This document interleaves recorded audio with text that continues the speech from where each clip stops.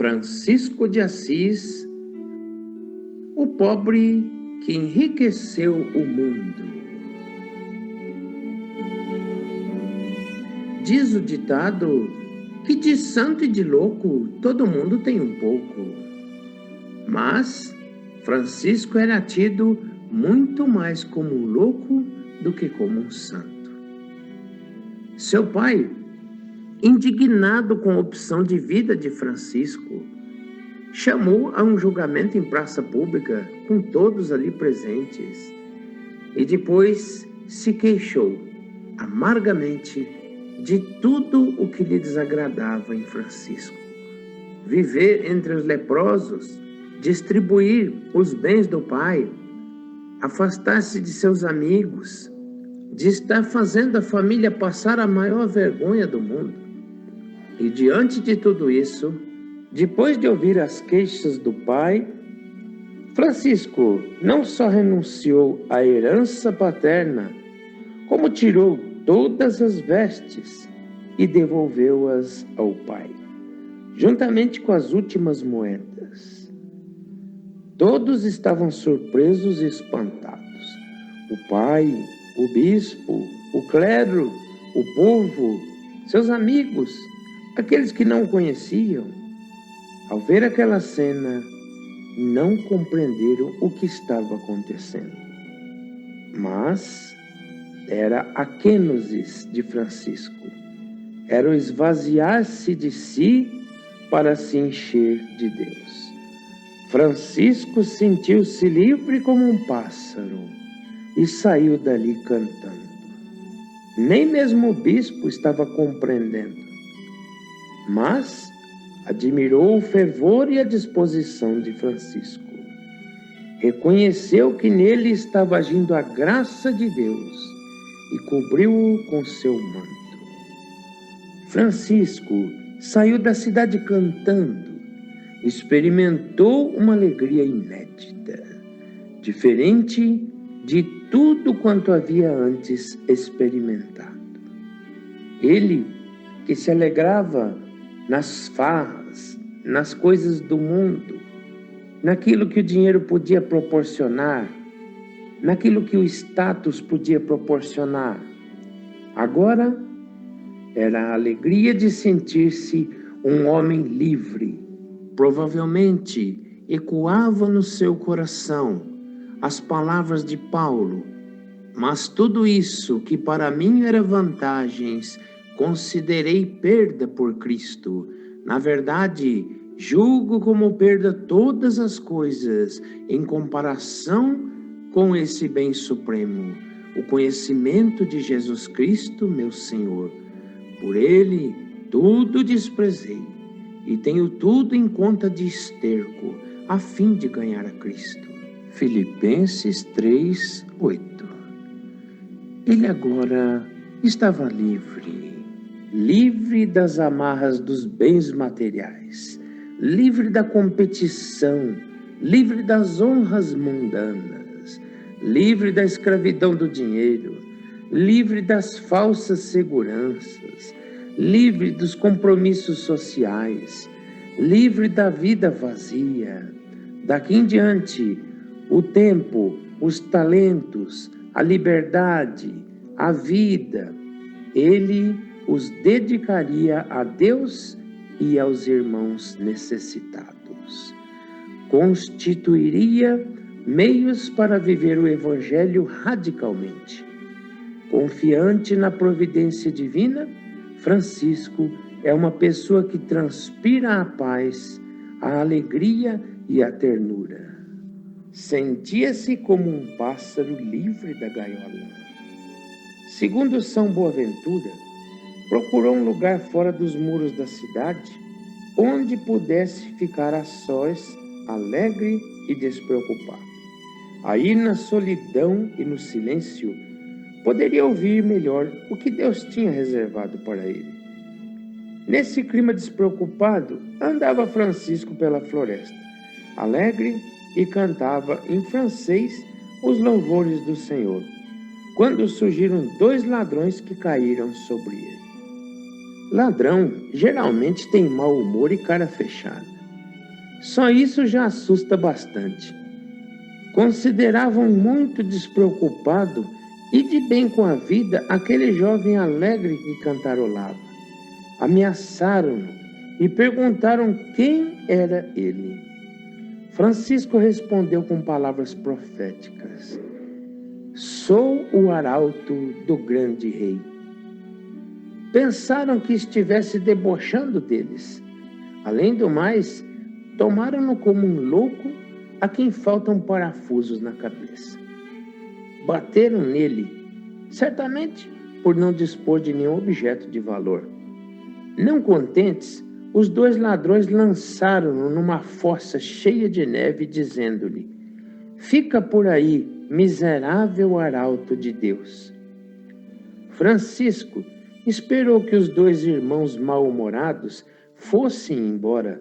Saiu da fossa alegre, pronto para outra. Com mais ânimo ainda, recomeçou a canção em honra do Senhor. Retornou o caminho cantando feliz da vida, por causa do sofrimento suportado por amor a Deus. A necessidade de comunicar a incontida alegria explica por que caminhava por campos e colinas, cantando em francês louvores ao Deus da alegria. Chegando a um mosteiro, passou muitos dias ali na cozinha como servente, vestido apenas com uma túnica vil. Quisera saciar-se com um pouco de caldo. Mas ninguém teve pena dele e não conseguiu sequer alguma roupa velha. Saiu dali, não levado pela raiva, mas pela necessidade, e foi para a cidade de Gubbio, onde conseguiu uma túnica com um de seus velhos amigos. Naquele tempo, havia um poderoso meio de comunicação social, o falar de boca a boca. E algum tempo depois, quando a fama do homem de Deus cresceu e o seu nome se espalhou no meio do povo, o prior daquele mosteiro, recordando e compreendendo que fora feito contra o homem de Deus, procurou-o e pediu-lhe perdão por amor de Deus, em seu nome e no nome dos monges, que haviam-no tratado com descaso e falta de acolhida. Depois disso, o santo amante de toda a humanidade transferiu-se para um leprosário.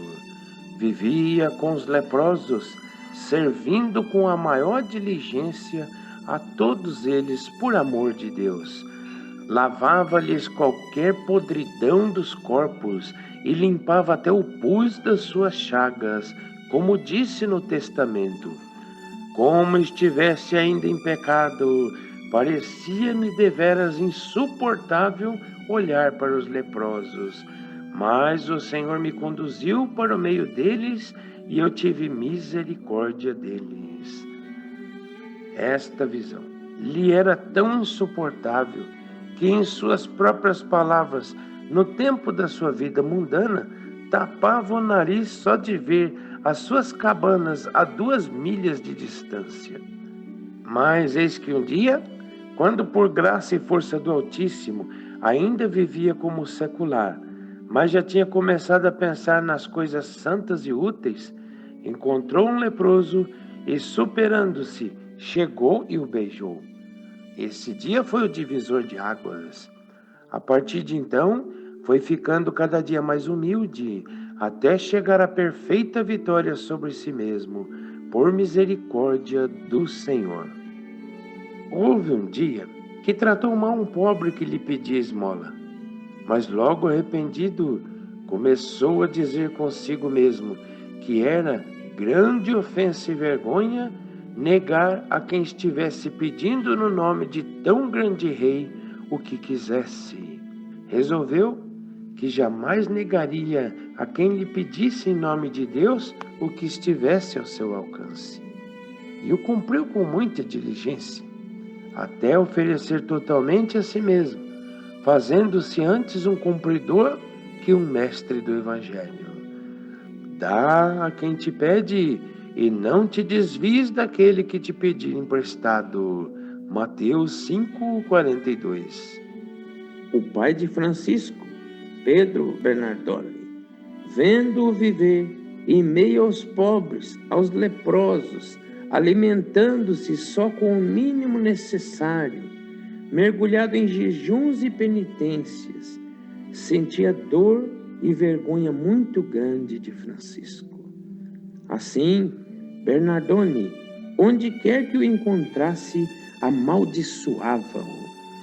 O pobrezinho de Assis, preocupado com a maldição paterna, adotou para si como pai um certo homem pobrezinho, um mendigo, e combinou com ele o seguinte: quando vires que meu pai me amaldiçoa, eu te direi: abençoa-me, pai, e tu farás sobre mim o sinal da cruz e abençoar-me-ás em seu lugar. Eis aí um Francisco muito humano, sensível, não alienado e certamente contristado com a dureza do coração de seu pai. Francisco tinha razão. A maldição não tinha nada a ver com o projeto de se fazer em tudo a vontade de Deus, fonte de toda a bênção. Daí por diante, com a bondosa bênção do mendigo, Francisco retorna à habitual alegria, plena e contagiante. Mesmo sendo um fiasco como pedreiro, Francisco não desistiu. Cheio de boa vontade e de amor pelas igrejinhas abandonadas, semi-destruídas, com alegria e dedicação restaurou ainda outras duas, a dedicada a São Pedro, a dedicada a Santa Maria dos Anjos, conhecida como Porciúncula, e aquela, a de São Damião. A Porciúncula foi o lugar predileto de Francisco. Aí ele fundou a Ordem dos Frades Menores. Aí ele acolheu Clara, fundando a Ordem das Irmãs Clarissas. Possivelmente, aí foi o berço da Ordem Terceira, hoje conhecida como Ordem Franciscana Secular. A igrejinha da Porciúncula é, até hoje, a mais graciosa e guardiã dos traços originais da restauração efetuada pelo Santo de Assis. Foi também aí que Francisco ouviu, em fevereiro de 1208, o evangelho que fala sobre a missão dos discípulos de Jesus. E Francisco, ouvindo que os discípulos não deviam possuir ouro, prata ou dinheiro, nem bolsa nem pão, mas pregar o reino de Deus e a penitência, entusiasmou-se imediatamente no Espírito de Deus, dizendo: é isso que eu quero, é isso que eu procuro, é isso que eu devo fazer de todo o coração. Foi transbordando de alegria que Francisco tratou sem demora de pôr em prática o que acabava de ouvir. Arrumou para si uma túnica pobre, áspera e mal acabada, em forma de cruz, e começou a pregar a todos a penitência com grande fervor de espírito e alegria de alma, edificando aos ouvintes com a linguagem simples e a nobreza do coração.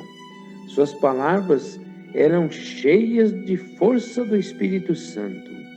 Mais tarde, na regra de vida, escrita por Francisco para os seus frades sobre a missão dos pregadores, ele disse: admoesto e exorto os irmãos que nos sermões que fazem seja a sua linguagem ponderada e piedosa, para a utilidade e edificação do povo, ao qual anunciem os vícios e as virtudes, o castigo e a glória, com brevidade, porque o Senhor na terra usou de palavras breves. Com júbilo e o rosto sorridente, Francisco saudava a todos com: o Senhor vos dê a paz. Aos olhos das pessoas de seu tempo, no começo da conversão, Francisco foi mais louco mesmo. Louco por ter deixado uma vida com a qual muitos sonhavam. Riquezas materiais, êxito social, futuro promissor. Francisco considerou tudo isso muito pouco. Queria algo mais fascinante e grandioso, porém, homem ou coisa alguma lhe podia proporcionar, somente Deus. Alguns dos amigos e ex-companheiros de farras, de festas, de danças, perceberam que Francisco não era tão louco quanto todos diziam. Na verdade, perceberam que ele escolhera a parte melhor e reconheciam nele um homem de Deus que dava testemunho de alegria, felicidade e paz incomuns. Isso os impressionava, sobretudo incomodava.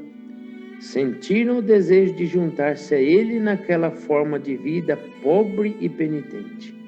Certamente tinham experimentado o aroma de santidade de Francisco. Em nome do Pai, e do Filho, e do Espírito Santo. Amém. Terceiro dia. Seráfico Pai São Francisco, devotíssimo da Rainha dos Céus, de quem recebestes inefáveis bondades e proclamastes patrona de vossas obras, obtende-me a filial devoção à Imaculada Virgem Maria, como é a vontade de Deus. Onipotente, Santíssimo, Altíssimo e Soberano Deus, que sois todo o bem, o sumo bem, a plenitude do bem. Nós vos tributamos todo louvor, toda glória, toda ação de graças, toda exaltação e todo o bem. Assim seja, assim seja. Amém. Salve, ó Senhora Santa, Rainha Santíssima, Mãe de Deus, ó Maria, que sois Virgem feita Igreja, eleita pelo Santíssimo Pai Celestial, que vos consagrou por seu Santíssimo e Dileto Filho e o Espírito Santo Paráclito. Em vós residiu e reside toda a plenitude da graça e todo o bem. Salve, ó Palácio do Senhor, salve, ó Tabernáculo do Senhor, salve, ó Morada do Senhor, salve, ó Manto do Senhor, salve, ó Serva do Senhor, salve, ó Mãe do Senhor, e salve vós todas, ó santas virtudes derramadas pela graça e iluminação do Espírito Santo, nos corações dos fiéis, transformando-os de infiéis em fiéis servos de Deus. Amém. Pater noster qui es in celis, sanctificetur nomen tuum, advenia regnum tuum, fiat voluntas tua sicut in cielo et in terra. Panem nostrum quotidiano da nobis hodie, et dimitte nobis debita nostra, sicut nos dimittimus debitoribus nostris, et ne nos inducas in tentatione, sed libera-nos a malo. Amém. Ave Maria, gratia plena, Dominus tecum, benedicta tui mulieribus, et benedictus fructus ventris tui, Iesus. Santa Maria Mater Dei, ora pro nobis peccatoribus, nunc et in hora mortis nostri. Amém. Gloria Patri et Filii et Spiritui Sancto, sicut era in principio et nunc et semper, et in saecula saeculorum. Amém. Que o Senhor nos abençoe e nos guarde, que o Senhor volva para nós a sua face serena e de nós tenha misericórdia. Que o Senhor lance sobre nós o seu olhar de bondade e nos conceda a sua graça. Que a bênção de Deus, a intercessão da Santíssima Virgem Maria e do glorioso São José esteja conosco hoje e sempre. Tudo isso em nome do Pai, e do Filho, e do Espírito Santo. Amém. São Francisco de Assis, rogai por nós. Paz e bem.